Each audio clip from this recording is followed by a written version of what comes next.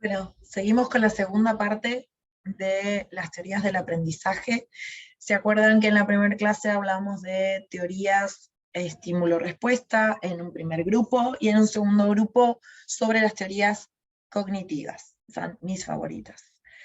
En las teorías cognitivas vamos a ver que el aprendizaje es un cambio, básicamente, una modificación más o menos permanente, en algunos casos poco permanente, de los conocimientos o de la comprensión, debido a una reorganización de experiencias pasadas y de la información. Este concepto de aprendizaje es un concepto que engloba, bastante general, que engloba a muchas de las teorías cognitivas. Lo que suelo ver es que pocos educadores logran dar este concepto así. Che, pero ¿cómo es eso del aprendizaje? No nos sale esto. Yo los invitaría y las invitaría a poder tener como una cierta permanencia justamente de este conocimiento o de la comprensión del concepto de aprendizaje y poder llevarlo a la práctica. Aprender no es acumular conocimientos, no es hacer un cuaderno así como era en otra época, a mí no me pasó, le pasó a otro, donde vivíamos una especie de enciclopedismo, donde había que acumular dibujitos muy bien diez. El aprendizaje o el concepto de aprendizaje en un sentido más amplio o no en un sentido estructuralista, va a plantear que es un cambio. El aprendizaje básicamente es una modificación en nuestras estructuras mentales. Entonces vamos a estos muchachitos, esperen que me voy a correr, opa, de aquí, en donde vamos a ver a Ausubel y a Brunner. Puse así como una especie de profile de cada uno de ellos, de CV, de Curriculum Vitae, donde Ausubel es psicólogo, es pedagogo, bueno, fue del 1918 hasta el 2008, vivió un montón, y un poco el background, o sea, un poco la historia de ellos, porque siempre me parece que la historia, siguiendo estos modelos que venimos viendo en la cursada y en las clases que vemos acá en el canal de YouTube, vemos que el contexto de un autor y de un profesional hace mucho a su práctica, y no solo investigativa, sino a su práctica profesional en general. Ausubel fue hijo de una familia judía emigrante de Europa Central, se preocupó por la manera como educaban en su época y en especial en su cultura, y fue una de las personalidades más importantes del constructivismo. Empezamos a otras palabras, constructivismo, construir, que tiene que ver con las teorías cognitivas.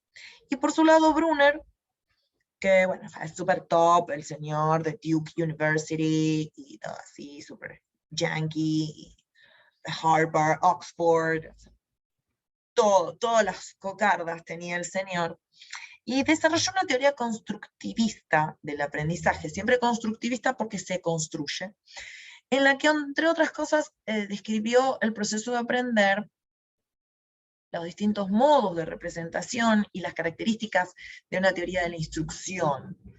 Tomó y retoma todo lo que vemos de Piaget, que ya vamos a tener la clase de Piaget, es como la frutilla del postre, o debe estar por ahí en el canal, y fue llamado como el padre de la psicología cognitiva, dado que desafió el paradigma conductista de la caja negra. El paradigma conductista de la caja negra es el que surge con Watson, anterior lo vimos, en donde le llamaban caja negra, ¿por qué? Porque él habla de estímulo-respuesta. Entonces en el medio es como una caja negra, o sea, ¿cómo de un estímulo salta tal respuesta? ¿Qué pasa en el medio? Por eso a eso se le llama paradigma de la caja negra, porque todo lo que tiene que ver con los procesos nunca los explicó. De hecho, Watson decía, denme 30 niños y yo haré 30 arquitectos, si son necesarios. o si el país necesita médicos, voy a hacer 30 médicos. Es decir, él creía, o su teoría planteaba, que frente a tales estímulos iba a conseguir tal respuesta. Y en realidad sabemos que no es así. Entonces, la teoría del aprendizaje por recepción significativa de Zubel, con todas estas vulnerabilidades, ¿no? A ver, habiendo sido hijo de una familia judía, en un contexto bastante adverso, emigrante de Europa Central, o sea, con un montón de... Miren qué significativo que justamente hable de un aprendizaje por recepción significativa. ¿Qué significa significativo? Para la redundancia. Que la persona va a recibir información, es del 68, es bastante actual, la vincula con acontecimientos adquiridos, previamente adquiridos, y da a la nueva información, como a la antigua, un significado especial. Entonces va a haber dos elementos que él refirió como requisitos que me van a ayudar a aprender. Uno es el grado de relación entre los conocimientos anteriores que yo tengo ya y los nuevos. Y el otro requisito es la naturaleza de la relación. Si esa relación es muy estrecha, y va a ser súper sencillo para mí aprenderlo. Por eso habla de recepción significativa. Yo recibo estos conceptos, este conocimiento X, de manera que impacta en algo que yo ya conozco.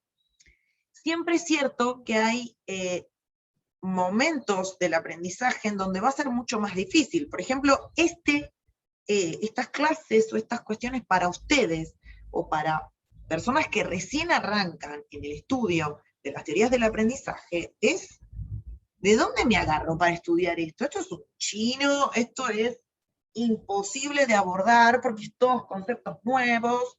Por eso yo voy todo el tiempo como tratando de hilar y unir y enganchar y tirar de todos lados para poder, con elementos de la vida cotidiana de ustedes, como son los ejemplos, más algún concepto que hayan visto o algún video dando vuelta o alguna cosa que tengan en su mente, sirva de anclaje, sirva de arrastre para los nuevos conceptos que estamos poniendo ahora, que son muchos.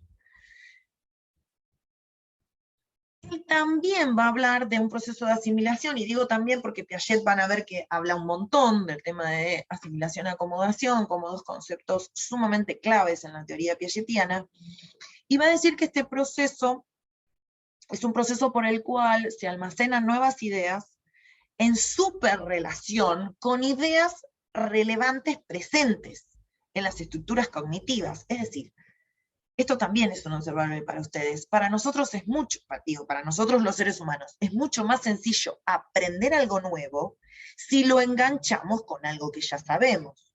De hecho, en las clases suele pasar, ¿no? Que, profe, esto es lo de tal cosa, ¿no? Eso es porque el cerebro, nuestra mente, empieza a buscar puntos de conexión para poder incorporar, meter esta nueva información y ver si se acopla, se relaciona, se entrelaza con lo que yo ya sé. Si no, sería muy difícil aprender siempre de cero.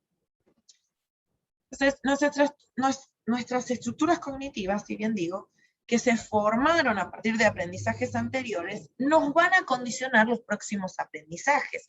Por eso es tan importante entender, y algunos psicólogos lo hemos dicho, todo esto que nos ha pasado en la pandemia nos puede jugar en contra o nos puede jugar a favor.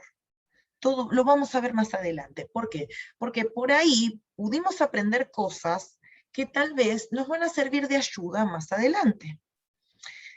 Y a la vez puedo pensar en que los chicos que estudiaron estos 2 años casi de pandemia, donde no tuvimos un acceso como nos hubiera gustado a todos a la presencialidad, por más que se hizo todo lo que se pudo y los profesores y maestros han trabajado de manera increíble en algunos casos, para poder llegar a transmitir todo el conocimiento, tal vez no genere las mejores bases para los próximos aprendizajes, con lo cual nos va a generar un toque de retraso.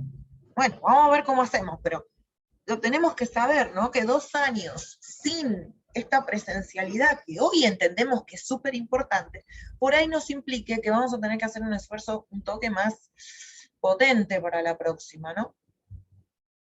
De paso mando, porque realmente se nos va a complicar. Entonces vamos a ver que la asimilación fomenta el aprendizaje de 3 formas, dando un nuevo significado a la nueva idea, reduciendo la posibilidad del olvido, porque acá hablamos otra vez de funciones ejecutivas como la memoria funciona básicamente porque yo le doy un anclaje, tiro una soga, si no, la memoria es muy difícil que funcione. Y la otra forma es que es más posible para recuperarla. Acá viene el chiste este de, profe, yo estudié pero no me acuerdo. Entonces, en realidad uno puede ver que el chico sí leyó, repasó, pero no estuvo asimilado ese concepto, no lo pudo incorporar a sus estructuras anteriores, por eso tampoco lo puede evocar, no lo puede recuperar, no puede hablar de ese conocimiento porque no lo pudo asimilar. No es que repito de memoria, sino que lo tengo que hasta incorporar en mi mente. Este aprendizaje por recepción significativa va a haber como factores que van a ayudar, van a favorecer. Esto nos sirve muchísimo para la planificación. El tema tiene que ser potencialmente significativo. Gran problema. ¿Por qué? Porque tiene que ser significativo para ese grupo de alumnos. Ese grupo de alumnos tiene que recibir ese aprendizaje y tiene que hacerle ring a bell, dirían los yanquis, o sea, que le suene algo, que algo se asocie con algo que ya tenía de antes. Por ejemplo, la psicología de primer año del profesorado, la remamos en brea porque hay poco tema potencialmente significativo porque probablemente no haya mucho conocimiento anterior, a no ser que hayan hecho otra carrera, o que hayan leído psicología, o que hayan tenido en el secundario. Ya la psicología 2 me da la impresión, desde la teoría del aprendizaje por recepción significativa, y que va a haber una asociación más fácil, porque los temas que van a ver seguramente van a ser un toque más significativos a la luz de lo que ven en psicología 1, y ni hablar de psicología 3.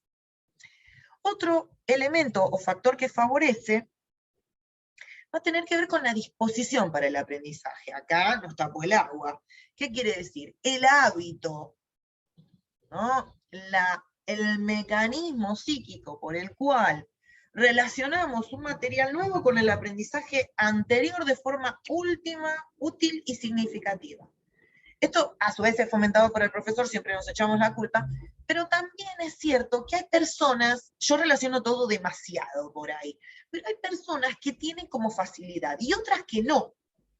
A otras nos sale como naturalmente, que en realidad no es tan naturalmente, uno lo aprende a relacionar, porque en la psicología hay mucho de esto, pero también, digamos, si uno tiene esas ganas de querer relacionar, lo puede hacer.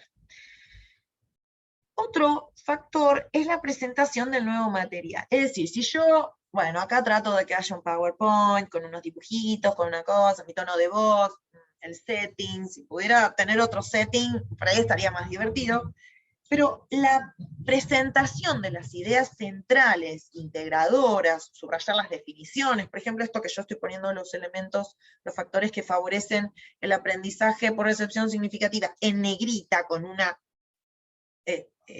flechita, eso ayuda, incluso ayuda a recordar, eran 3 cositas, che, pero cuando dio la clase había 3 flechitas, ¿no? Ay, ¿cuáles eran? Al menos me acuerdo que había 3 cosas. Esto también está bueno tenerlo en cuenta porque a la hora de estudiar ustedes, esto también, este PowerPoint sirve para estudiar. Si ustedes estudian cualquier materia, X, la que sea, tiene que ser algo significativo, tiene que estar relacionado con algo, entonces ustedes mismos tienen que decir, ¿esto con qué se relaciona? Mi vida y esto. Bueno, es de 0, pero trato de hacer la unión, el link con otras cosas anteriores. Y la presentación del nuevo material, le pongo un color, lo subrayo, ayudo a la memoria y a la comprensión de los conceptos. Va a haber también organizadores de avance, esto ya más tiene que ver con la clase. Donde van a ser estos organizadores de avance lo que use yo como introducción. Y van a ser esos materiales introductorios, esos elementos que yo uso como disparadores a veces, me van a dar el marco de referencia en donde el alumno, el que aprende, va a poder darle una referencia. Cuando hablamos de teoría del aprendizaje, resulta que sí, la tipa dio como 4 clases, ¿no? 3 clases, y era como, sí, y era como un PowerPoint, sí, y había unos libros atrás y un cuadro naranja. Pareciera que no, pero este encuadre les va a generar a ustedes que después recuerden determinados conceptos que estamos hablando ahora en base a este encuadre. Lo mismo pasa si yo chanto un afiche, llevo un video, les hablo de una situación problemática. Todos esos van a ser materiales introductorios que van a funcionar como marco de referencia. No es algo colgado, traído de los pelos, sino que va a estar como integrado. Eso es fundamental. Y van a ver ustedes por ahí que un profesor o un disertante, no necesariamente tiene que ser una clase, sino que puede ser un seminario, etcétera, tiene como esa didáctica, ¿no? Lo digo entre comillas porque no me quiero meter en el ámbito de otros profesores, pero es eso, es la habilidad o el pensar y ser creativo de cómo presento esto para que sea como marco de referencia, de integración, de setting, para escenografía también podría ser otra cosa, para que los que estén escuchando, los que estén intentando aprender, les resulte más provechoso. Bueno, vamos a Brunner, el yankee, el señor estadounidense, todas las cocardas, Harvard, Oxford. Él parte de la teoría de Piaget, y esto es muy importante, porque lo decía en la otra clase, ¿no? No salimos de la nada, ellos también han sido científicos que han utilizado los estudios de otros científicos para agregarle más, ¿no? Como si fueran también un marco de referencia, y no porque digan, no sirve nada esta teoría, algo de todas las teorías sirve, ¿no? Bueno, no sé que sea una teoría muy chiflada, pero todas las teorías han aportado, algunas más, otras menos. ¿Qué va a decir Brunner? Que el desarrollo cognitivo es una serie de esfuerzos. ¡Wow! Un psicólogo hablando de esfuerzos en el aprendizaje, seguidos de periodos de consolidación. Es decir, el aprendizaje necesariamente implica un esfuerzo.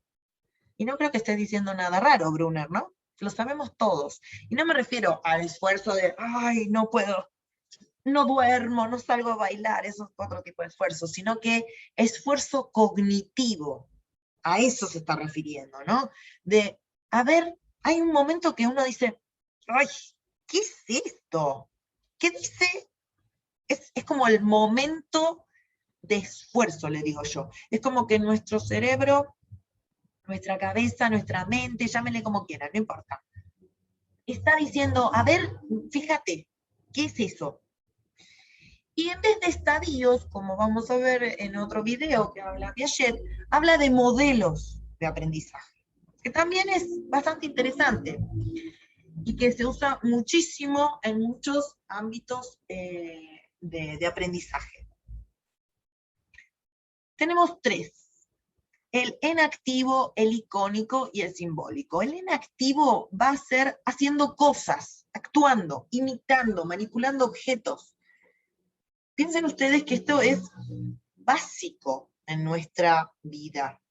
Va a coincidir desde Piaget con el estadio sensorio-motor, pero lo seguimos utilizando. Si bien tiene que ver el modelo enactivo de aprendizaje o desde Piaget, desde Brunner, o desde Piaget, el estadio sensorio-motor, tiene que ver con los primeros años de vida, la verdad es que cuando uno va a la clase de Zumba sigue tratando de imitar, o si tiene que manipular objetos cuando levanta una barra en una clase de CrossFit, bueno, hay que saber, no, pero la tenés que agarrar así, no, pero la agarrás supino, ¿cómo es eso? Bueno, no me lo pueden contestar.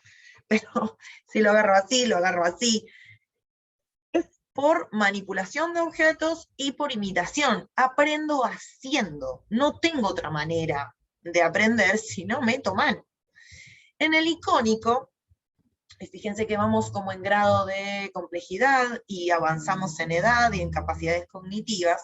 Vamos a aprender con imágenes, con dibujos, con diagramas, esto que estamos haciendo ahora. Se recrea una imagen, una representación, y esta parte es el estadio preoperatorio y de las operaciones concretas. Acá Brunner recomienda diapositivas, se nos cayó el DNI a más de uno, olviden esa palabra, yo diría PowerPoint,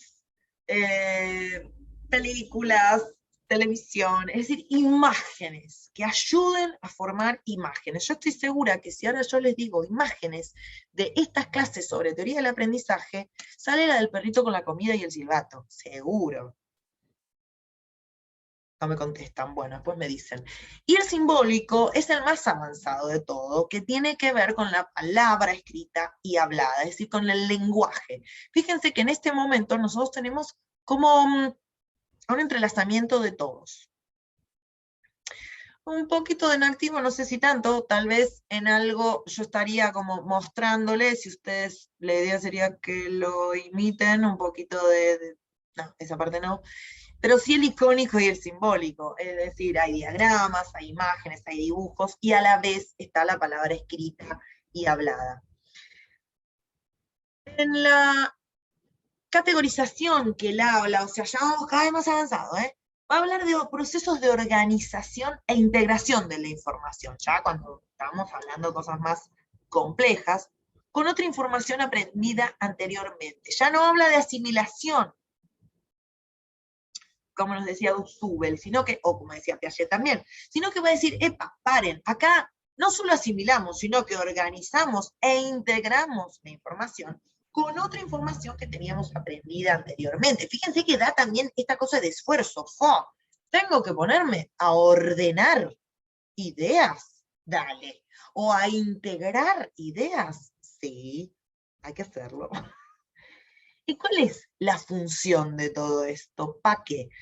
¿Para qué sería esto? Nos va a simplificar el medio ambiente, porque en la medida que mi mente pueda organizar información, yo voy a poder ser más efectiva en mis acciones. Voy a encontrar semejanzas, diferencias. Va a eliminar la necesidad de reaprendizaje constante, porque lo que hace nuestro cerebro es siempre tratar de economizar energía. Entonces, si yo me encuentro con esto 2 o 3 veces, a la cuarta vez ya lo aprendí. Es decir, ya lo tengo organizado e integrado toda esa información con la información anterior. Y me va a permitir de alguna forma, me va a llevar a poner en práctica conductas que yo las hice una vez para una ocasión, pero me van a servir para otras. Eso tiene algo de generalización. Tendemos un poquito a generalizar. Y también me va a ayudar a aumentar la capacidad para relacionar objetos y acontecimientos. Es decir, fíjense lo intrincado de todo esto, valga esa palabra, ¿no? Lo enredado, de que nuestra mente, para simplificar acciones o la vida cotidiana en general, va haciendo más difíciles y más complejas esas ideas, pero no complejas porque estén mal, sino complejas porque tienen múltiples variables a la vez que me sirven para entender otras situaciones. Y por último, y no menos importante, los principios de instrucción, que son 4. La motivación, seguimos en Brunner, la estructuración, la secuenciación y el reforzamiento. ¿Por qué principios de instrucción? Porque principios para el aprendizaje. ¿Cómo hacemos para que este aprendizaje funcione? Primero la motivación. En el ámbito deportivo y en el ámbito que tiene que ver con los deportes es sumamente importante, creo que para todo, ¿no? Si uno no tiene esa disposición o predisposición a, de acá nada sale. Cuando uno tiene una disposición interna, es como una preparación interna para hacer ese esfuerzo. Y fíjense esto tan importante. Vamos a ver que la curiosidad juega un rol sumamente importante, pero además la historia personal y el estado de ánimo. Si uno está muy down, muy deprimido, o siente que la vida no le va muy bien, o tiene sus necesidades básicas no satisfechas, yo no tengo muchas ganas de ponerme a pensar en conceptos de psicología. O si mi historia personal está asignada por cuestiones traumáticas o atravesada por situaciones de trauma, en la temprana infancia, sobre todo, no voy a tener mucha motivación para aprender mínimo común, múltiplo, múltiplo común, divisor, divisor, no sé qué. Y lo digo porque a veces nos olvidamos de este concepto, ¿no? El principio de estructuración está ya más relacionado con otro aspecto. El aprendizaje está muy relacionado con los métodos de enseñanza, que se adapten a ese momento de la persona, no solo del nivel de desarrollo, sino de la persona en sí, y del desarrollo cognitivo que esa persona tenga. Hay personas, por ejemplo, en el ámbito público, ¿no? Que le empiezan, un empleado público les habla, bla, bla, bla, bla, bla, bla, bla, bla, en un lenguaje que la persona no entiende, y desde la estructuración del aprendizaje, si esa persona necesita aprender eso que le están diciendo, por ejemplo, para un trámite en el ámbito público que sea, la persona no puede estructurar. ¿Desde dónde estructura? Porque no está pensado, se le habla en abogado difícil, o en médico complicado, o en psicólogo retorcido, y la persona y no puede estructurar, no puede armar, no puede hacer un andamio para subir y escalar en ese conocimiento que le están planteando, en esos conceptos que le están planteando. Sobre todo para los profesionales lo digo, o cuando uno empieza a hablar en difícil, decimos, ¿no? Desde el ámbito que sea en el que estemos. Y también la estructuración como andamiaje desde conocimientos anteriores. Por eso pongo acá esto del fundamento de la planificación. Siempre la planificación tiene que ver con qué estudiaron estos chicos, a qué estuvieron expuestos, qué vieron, qué saben, qué no saben, qué de eso les quedó dando vuelta en la cabeza. Por eso lo hablaba recién con respecto a la pandemia y qué nos dejó la pandemia, justamente muchas dificultades en el principio de estructuración, porque los conceptos anteriores, para el chico que entra a tercer grado, ¿dónde van a estar? Y más o menos agarrados así con uña y diente, porque primerito y segundo grado lo hizo como pudo. ¿Y qué pasa los dos últimos años del secundario para un chico que el año que viene va a entrar en la facultad o en el nivel terciario? Y va a estar difícil. No estoy criticando, sino que estoy viendo una dificultad que como profesores tenemos que tenerla en cuenta. Porque justamente si queremos utilizar estos conceptos que estos grandes pensadores nos dijeron, bueno, nos están diciendo que, che, la estructuración tenés que tenerla en cuenta. Y si los conceptos anteriores están medios, voy a tener que reforzar, voy a tener que ver cómo hago. Otra cuestión es la secuenciación. Yo no puedo tirar toda la carne al asador porque se me va a quemar todo. Tengo que ir poniendo los chinchulines, no, o sea, en el aprendizaje es lo mismo, la secuenciación, fragmentar el aprendizaje en unidades. Piensen que si ustedes tienen esta primera aproximación a las teorías del aprendizaje, el primer día de clase de la materia de la cursada de Psicología 1, salen espantados, ya ahora están saliendo espantados, imagínense si es la primera clase que tienen. ¿Qué dice esta mujer? Está completamente loca. O sea, pueden pensarlo igual, pero es muy difícil lo que está diciendo, no puedo, nadie lo entiende. Entonces, hay que tener en cuenta ese orden en el que se presentan los contenidos, y en caso de no ser adecuado, bueno, no va a funcionar, no va a funcionar.